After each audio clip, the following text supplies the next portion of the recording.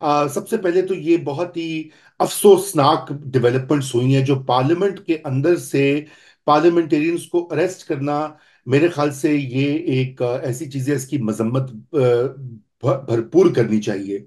उसकी वजह यह है कि ये कोई तरीका नहीं है। आज को पाकिस्तान तरीके इंसाफ है, आज बिलावल भुट्टो ने यही बात ऐवान में कही। उन्होंने कहा कि कल को हम होंगे जेल में, और ये अगर हम इस चीज को कंडोन करेंगे, इस चीज को बुरा नहीं कहेंगे।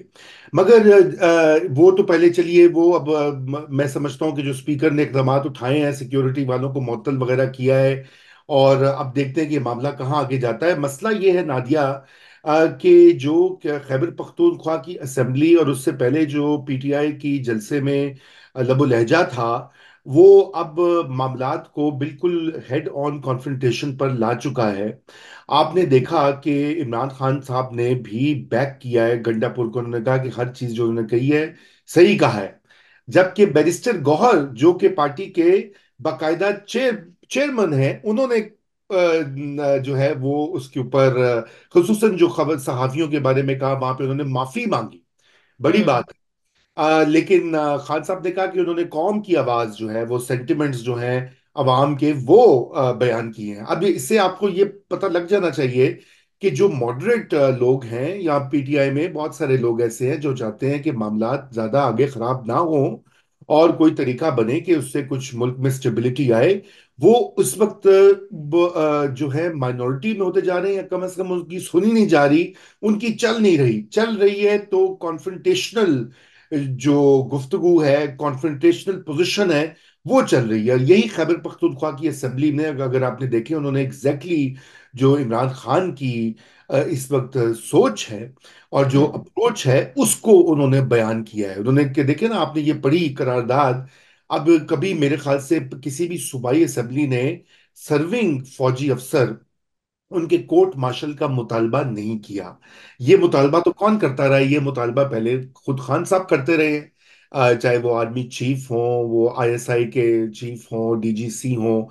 अब उससे क्या होगा कि जाहिर बात है कि उससे मामला सीधा तो नहीं होगा, मामला और कॉम्प्लिकेट होगा। हम्म। और ये भी जानती है पाकिस्तान तरीके इंसाफ और इमरान खान के वहां पे गवर्नर राज जो है, जिसकी अभी आपने जिक्र किया, अफसार आलम साहब भी, उन्होंने भी हिंट किया। मैंने देखा था उनका वीलॉग, और अफसार आलम साहब बड़े बाखबर आदमी हैं। लेकिन मैं तो तज्जियाती बुनियाद पे आपको ये कह रहा हूं कि वो मुश्किल होगा वहां पे गवर्नर राज अच्छा। के साथ। एक तो उसमें जो आईनी कानूनी पेचीदगियां हैं। अब ये 18वीं तरमीम के बाद गवर्नर राज के लिए आपको दोनों हाउसेस की अप्रूवल चाहिए होती है, और वो भी उसकी मुख्तसर मुद्दत होती है। मगर हम्म। उससे भी बढ़कर एक बड़ा मसला जो वहां पे इस वक्त मिलिटेंसी का है।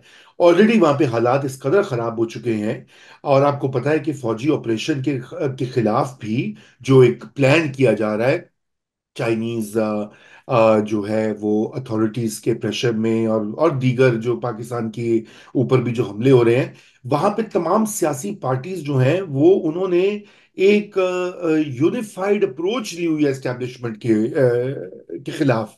हम्म। कि वो, चाहे वो फजलुर रहमान हो, चाहे वो पीटीएम हो, चाहे वो पीटीआई हो, हत्ता कि आई एम श्योर कि जो जो रूलिंग पार्टीज, रूलिंग कोलिशन की पार्टीज हैं, उनके लोग भी वहां पे कंफर्टेबल नहीं होंगे अगर वहां पे कोई इस तरह की ऑपरेशन। चीज होती है जी। हम्म। तो ये खैबर पख्तूनख्वा की सूरत हाल बहुत नाजुक है उस लिहाज से। और मेरे ख्याल हम्म। से अगर कोई सोच भी रहा है एस्टेब्लिशमेंट में ये काम करने का, तो उनको नजर षानी करनी होगी इस फैसले के ऊपर, और कतन उस डायरेक्शन में नहीं जाना होगा। ये जो अच्छा। मामला है खैबर पख्तूनख्वा की असेंबली का, ये मैं समझता हूँ पीटीआई को भी सोचने की जरूरत है कि किस हद तक वो ये लड़ाई आगे लेकर जाएंगे। क्योंकि अगर मुस्तकिल वो लड़ाई करेंगे तो अपने दरवाजे बंद करते जाएंगे। देखिए, रफ्ता रफ्ता ये होगा। अभी पहले ये ख्याल था कि जनरल फैज या उनके हमनवा, या जो सपोर्ट, या जो प्रो इमरान जनरल्स हैं, वो रेस्क्यू कर लेंगे पाकिस्तान तहरीक इंसाफ को, इमरान खान को।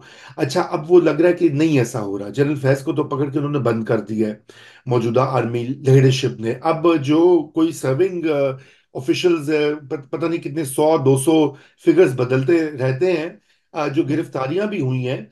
उसके बाद अब ये इम्कान कम होता जा रहा है कि अंदर से, इदारे के अंदर से लोग आकर बचाएंगे, या पाकिस्तान तहरीक इंसाफ को जो है वो सपोर्ट देंगे कि खान साहब वापस आ जाएं बाहर, और थोड़ी सी जो रिजीम चेंज की बहुत सी स्पेकुलेशन की जाती है, वो सच साबित हो। मगर यहाँ पर बिल्कुल उसके उलट हो रहा है, और हो यूं रहा है कि ये जो रेजोल्यूशन आई है इसका आप देखिए ना, इसका असर क्या होगा, कि इसका असर ये होगा, फौज एक इदारा भी आखिर, हम इसके ऊपर कई बार बात कर चुके हैं। अगर बिल फरज, मैं ये बिल्कुल हाइपोथेटिकल बात कर रहा हूँ, बिल फरज ओके। के बहुत से जनरल्स और ब्रिगेडियर्स नहीं एग्री करते मौजूदा क्यादत से, वो कहते हैं जी हम्म। बड़े आगे चले गए, बड़ा गलत कर रहे हैं। लेकिन कौन ये चाहेगा कि इसके एक सूबाई असेंबली या एक जो वो सिविलियन जो है वो कोर्ट मार्शल्स का आगाज कर दे? तो एग्जैक्टली। ये तो अपनी, जिसे कहते हैं कि अपना पाँव पे कुल्हाड़े मारने का जो अमल है वो मतवातिर जारी है। और हम्म। ये एक ऐसी स्ट्रेटजी है, और यही जलसे में जो हुआ इतवार के रोज, पिछले इतवार को इस्लामाबाद में, वहां भी जो लबो लहजा और जो गुफ्तार की गई, वो शायद सोचा नहीं गया इससे पहले कि उसके मुज़मिरात क्या होंगे। देखिए नहीं, लेकिन मैं थोड़ा डिसएग्री इसलिए करना चाहूंगी रजा। सोचा कैसे नहीं गया? Ali Amin Gandapur is the man who has been meeting these people, right? जी। और इन ऑन रिकॉर्ड इमरान खान और पाकिस्तान तहरीक इंसाफ के लोग ये कहते आए कि जो 22 का जलसा था, उस 8 सितंबर को खुद स्टैब्लिशमेंट ने किया। उन्होंने हमें कहा कि इसको मुलतवी करें, उन्होंने एनओसी लेकर दी। तो जब मामलात यहां तक आ गए थे, तो व्हाट सडनली हैपेंड कि अली अमीन गंडापुर जा करके इतनी धुआंधार तकरीर, वो भी स्टैब्लिशमेंट के खिलाफ करते हैं।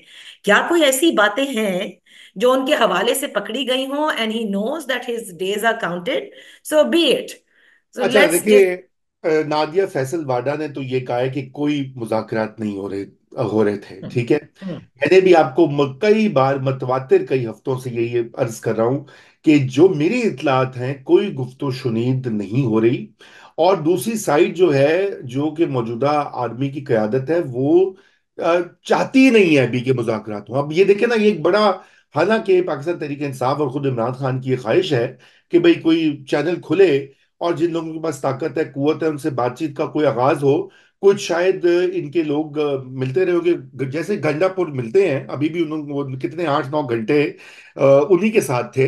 जब उनके जैमर्स लग गए थे और कोई राब्ता नहीं हुआ था, तो सबने कहा वो मिसिंग हो गए। अब वो उठाए गए, मुझे नहीं पता। अगर ऐसा हुआ है तो ये भी बहुत तशवीशनाक बात है। एक और जिसे कहते हैं वो क्रॉस हुई है लाइन, वो ऐसी क्रॉस के हुई है कि जमहूरियत जो बराए नाम है भी, वो भी उसका कोई अब वो अता पता नहीं मिलेगा पाकिस्तान में।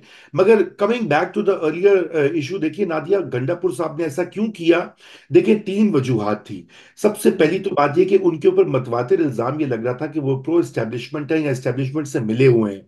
आपको पता है, जो बहुत जोशीले किस्म के पाकिस्तान तहरीक इंसाफ के सपोर्टर्स हैं, मसलन मेजर आदिल राजा, अब तो मैं उनको फॉलो करता हूँ ट्विटर के ऊपर, तो वो अच्छा। कई हफ्तों महीनों से कह रहे थे कि ये गंडापुर जो है ये 2 नंबर है, ये मिला हुआ है। वो उनको कंपनी वगैरह जो सारे बोलते हैं ना, कि ये उन्हीं की जबान बोलता है। लेकिन इस जलसे के बाद उन्होंने कहा बड़ी अच्छी तकरीर की, शाबाश गंडापुर।